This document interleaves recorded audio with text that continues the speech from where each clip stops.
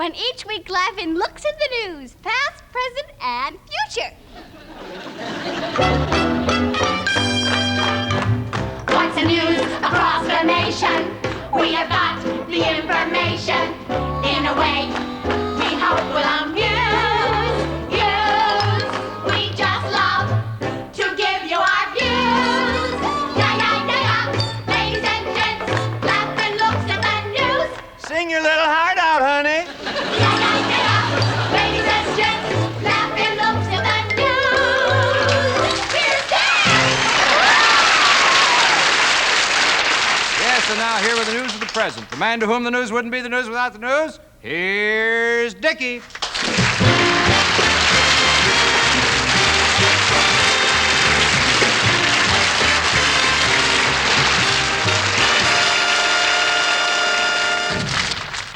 We came out together. Wrong.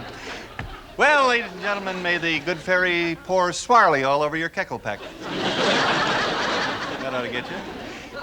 First item today, the Planned Parenthood Society today announced some of the wonderful things they won't be doing next year.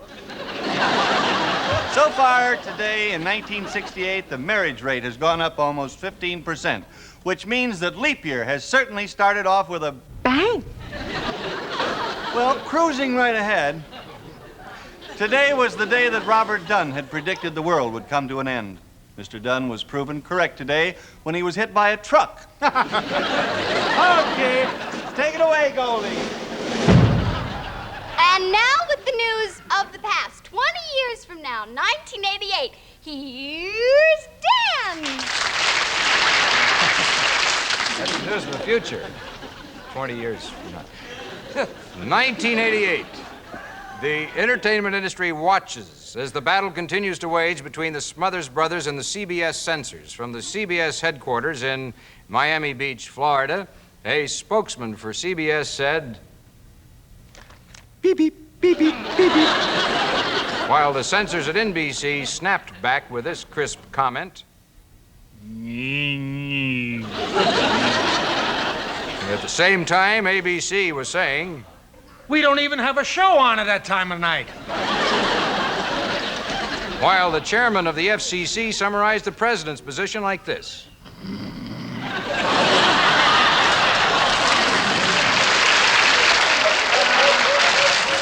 Item Chicago, 1988. Mr. Scott Vernon celebrated his 185th birthday today.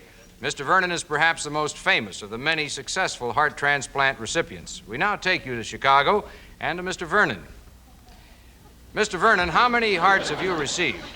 Oh, a lot of them. You know, I don't know, 47, 48. They just pop them in. I just tick away. I notice you have many congratulatory notes there on the desk. Yeah, I got a whole stack of here cards and things from people about the wonderful hearts and all. I'm going to get a zipper put in. Yes, well, our congratulations, too. Do you have any message for our viewers? Yes, I do. Just keep those hearts and letters coming in, folks.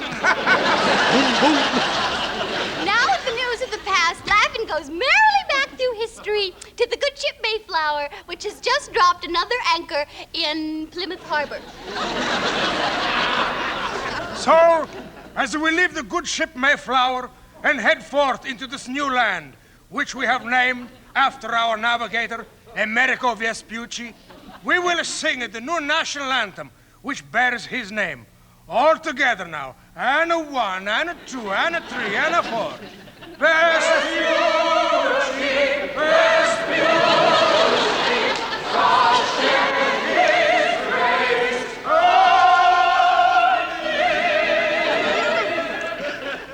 thee. Well, here they come. They're gone neighborhood. We come now to our nightly feature, Analysis of the News, with Dr. Joyce Mothers, our news psychiatrist.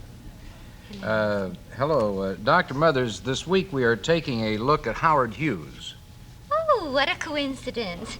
I've devoted the last year to writing a 450-page personal, intimate, probing analysis of Dear Howard. Oh. I've entitled it An Intimate Probing Analysis of Dear Howard. Well, then, Dr. Mothers, you're one of the few people that actually know Howard Hughes, then. Never met him. Oh? Well, then you certainly have done considerable research on his life. No, actually, I feel that any real personal knowledge about someone just throws me off the track. Well, for instance, we all know that Howard Hughes was a very wealthy man. I didn't know that. That would be good for my book.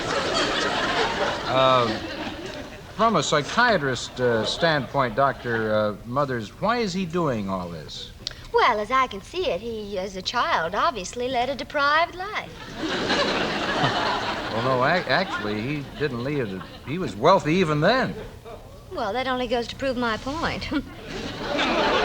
Analyze someone and you obviously know nothing about him. Well, it's really quite simple. For instance, the other day, a woman wrote to me and said, "My husband likes to come into our living room after dinner and sit in my evening gown. Does he have a problem?" I replied, "No, he solved his problem. You have the problem." Well, thank you, Dr. Mothers. Next week, Dr. Mothers will be back with her penetrating analysis of Keith Purcell, the man and his music. That's news across the nation. Now you got the information. Thanks a lot. We hope it amused you. We just love to give you our views. Yeah, yeah, yeah, yeah. Ladies and gents, have a look at the news. Well, now, moving along with our Rowan and Martin report, here's something for all you sports lovers. It's time to call 'em as we see 'em as Laugh-In takes you to our live coverage of the game of the week.